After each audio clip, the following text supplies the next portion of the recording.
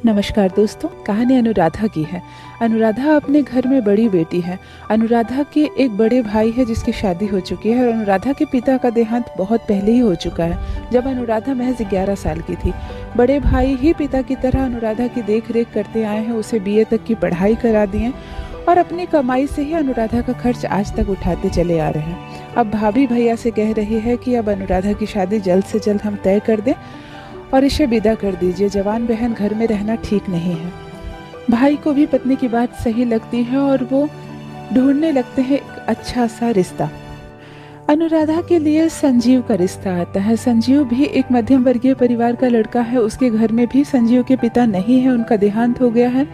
घर में है माँ और 2 बहन, बस 2 बहन और 1 भाई। 3 भाई बहनों वाला ही परिवार है संजीव का और एक माँ भी है। संजीव का रिश्ता अनुराधा से देखते ही देखते तय हो जाता है। दोनों परिवार लगभग स्टेटस के मामले में बराबर ही है। जितना लेन देन की बात संजीव की माँ करती है, उतना लेन देन देने के लिए तैयार हो जाते हैं अनुराधा के भाई और ये रिश्ता राजी खुशी हो जाता है। अनुराधा को जो भी जमा पूंजी थी भाई देकर विदा कर देते हैं। विदा करते वक्त माँ और भाभी अनुराधा को यही सिखाती है कि बेटा, हमारे पास जितना भी था सब मिला जुला कर हम तुम्हारी शादी कर दे रहे हैं। तुम्हारे पिता के देहांत के बाद भैया जो भी कमाते थे और आज तक जितना भी जमा किया था, यहाँ तक कि भाभी अपने दहेज में जो सोने के आभूषण लाए थे उसको भी तुड़वा कर तेरे लिए जेवर बना दिए हैं। अब इस शादी को निभाना हर हाल में तुम्हारी जिम्मेवारी है। अगर थोड़ा बहुत कष्ट भी हो ससुराल में तो ससुराल का दामन कभी मत छोड़ना। मायके लौटने की बात मत सोचना। मायके का दरवाजा तेरे लिए हमेशा खुला है, तुझे प्यार और सम्मान देने के लिए, पर तुझे पनाह देने के लिए नहीं। ससुराल में जो भी हो पर तुझे रहना ससुराल में ही। यही बात भाभी और माँ ने अनुराधा के कान में डाल दी। अनुराधा समझ चुकी थी कि अब मेरा असली घर मेरा ससुराल ही है, पति ही है, सास ही है और जो दोनों ननद है वो ही मेरा अपना परिवार है। मायके लौटने या ससुराल छोड़ने जैसी बात मुझे कभी सोचने भी नहीं है। ससुराल भी मनमर्जी का नहीं मिला अनुराधा को। पति तो बेहद प्यार करते हैं और बात भी मानते हैं अनुराधा की, अपनी किसी भी बात में सलाह भी लेते हैं। लेकिन बाकी की जो 2 छोटी ननद है उन्हें अनुराधा से कोई मतलब नहीं है। वो अपनी पढ़ाई करते हैं और अपनी जिम्मेवारियां निभाती है घर की। सासू माँ अनुराधा को शुरू से ही पसंद नहीं करती है। बात यह हुई कि सासू माँ शादी में कुछ तोले सोने के जेवरात की मांग करती है जो सुधीर भैया पूरा नहीं कर पाते हैं। हालांकि जितना भी सामान और जितना कैश मांगा गया था किसी तरह भाई पूरा कर देते हैं, लेकिन सोने के आभूषण में थोड़ी बहुत ऊंच नीच होने की वजह से सासू माँ को खटकने लगती है अनुराधा। संजीव अनुराधा को बेहद पसंद करने लगा है। अनुराधा का स्वभाव बहुत ही सरल है, शांत किस्म की लड़की है। घर के सारे काम को बहुत ही आसानी से अपने हाथों में ले लेती है। दोनों ननद को कुछ भी नहीं करने देती, क्योंकि बड़ी ननद की पढ़ाई कंप्लीट हो गई थी और अब उसकी शादी की बात चल रही थी और छोटी ननद अभी कॉलेज जाती थी। लेकिन दोनों को अनुराधा कोई भी काम नहीं करने देती थी। हाथों हाथ दोनों का काम संभाल ली थी। दोनों को बिस्तर पर ही चाय नाश्ता सब पहुंचा देती थी। इसीलिए दोनों ननद काफी खुश रहती थी भाभी से और भाभी भाभी कहते दोनों का मुंह नहीं थकता। लेकिन सासू माँ को जीत नहीं पा रही थी। सासू माँ की आंखों पे तो पैसों का पर्दा चढ़ा था। बात यह थी कि जब संजीव का रिश्ता अनुराधा से तय हो गया था उसके बाद एक बहुत ही अच्छा, एक अमीर घर की लड़की का रिश्ता संजीव के लिए आता है।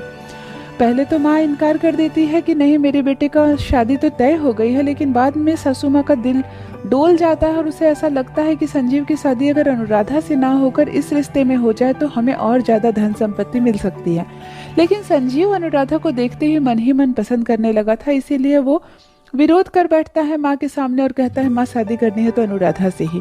माँ की एक नहीं चलती है और ये शादी हो जाती है। बस यही बात खटक जाती है सासू माँ को कि काश वो लड़की आती जो ज्यादा धन संपत्ति लेकर आ सकती थी। अनुराधा आकर भी क्या कर रही है, घर का काम तो कोई भी बहू कर सकती है, लेकिन सोने के आभूषण और धन जो लेकर आती है बहू, वो काम आते हैं। मेरी एक बेटी की शादी होने वाली है, अगर बहुत सारे सोने के जेवर लाती तो वसी जेवर को मैं अपनी बेटी को दे देती।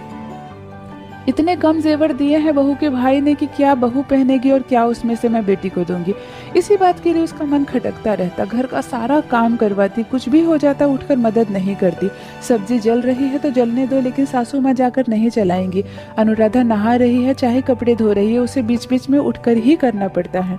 दरवाजा कोई भी नॉक करे, सासू माँ अपनी दोनों बेटियों को कह दी थी कि कोई दरवाजा खोलने नहीं जाएगा। जितनी बार भी घर में कोई भी आएगा दरवाजा खोलना अनुराधा का ही काम है। भाग भाग कर काम करना, एक एक चीज़ करना, सबकी ज़रूरतों को पूरा करते करते अनुराधा काफ़ी थक जाती थी। लेकिन सासू माँ को कोई फ़र्क नहीं पड़ता था, वो मदद के नाम पर कुछ भी नहीं करती थी और चार ताने ही सुना देती थी कि तुम्हारे भी तो घर में भाभी थी, क्या उनसे तुमने कुछ भी नहीं सीखा, बस मुंह उठाकर चली आई ससुराल। कभी रोटियां जल गई तो कभी सब्जी में नमक कम है, दाल ऐसे बनती है क्या, तुम्हें खीर बनाना नहीं आता। इस तरह की कई बातें रसोई के खाने में नुक्ता पेची करती सासू माँ। पर अनुराधा ये बात जानती थी कि सास के मन में आज तक दहेज वाली बात अटकी है, बस खामियां उसी की वजह से निकाली जा रही है, खामी मुझ में नहीं है। फिर अपनी भाभी और अपनी माँ की याद आती कि उन लोगों ने कहा था कि जो घर है तुम्हारा यही है, यहाँ से लौटने का सोचना मत। इन सब बातों को ध्यान में रखकर सर झुकाकर सुबह से रात तक काम में लगी रहती अनुराधा, किसी से एक शब्द भी नहीं कहती और एक अच्छी पत्नी, अच्छी बहू और एक अच्छी भाभी बनकर इस घर में अपने हिस्से की सारी जिम्मेवारियां निभा रही थी। अब बड़ी ननद आरती की शादी की बात चलने लगती है और देखते देखते आरती की शादी भी तय हो जाती है।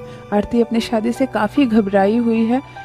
उसे काफ़ी घबराया हुआ देखकर अनुराधा उसके पास एक दिन जाकर बैठती है और कहती है, आरती दीदी आप बहुत परेशान लग रही हैं, आपकी शादी तय हो रही है, आपको तो खुश होना चाहिए। इस घर को छोड़कर आप अपने असली घर में जाएंगे, जहाँ की आप मालकिन हो जाएंगी, किसी की दुल्हन हो जाएंगी, पति का प्यार मिलेगा, कितनी खुशी की बात है। आरती की आंखों में आंसू आ जाते हैं और वो भाभी का हाथ पकड़कर पूछती है, भाभी क्या मैं तुम्हारे जैसी एक अच्छी बहू बन पाऊंगी।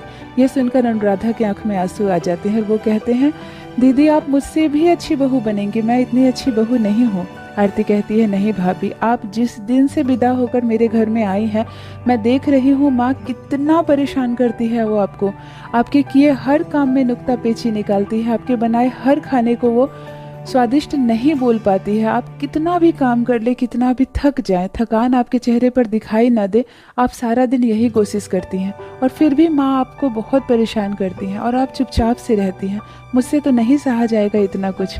अनुराधा कहती है, ज़रूरी नहीं आपको भी वैसी ही सास मिले जैसी मुझे मिली है।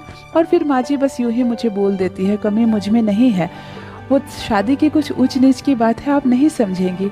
फिर भी आरती कहती है, भाभी मैं आपकी जैसी अच्छी बहू शायद कभी ना बन पाऊँ, लेकिन आप प्रेरणा बनती हैं मेरी ज़िंदगी की।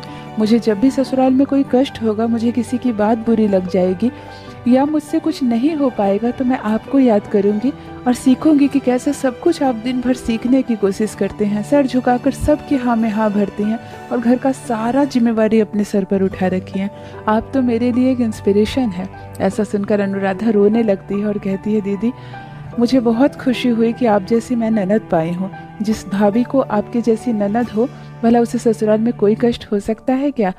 ये कहकर दोनों ननद भाभी अपने आंखों से आंसू बहाने लगती है और एक दूसरे से लिपट कर रोने लगती है। ये थी दोस्तों ननद भाभी की प्यार भरे रिश्ते की एक छोटी सी कहानी। आशा करती हूँ दोस्तों कहानी आपको अच्छी लगी होगी।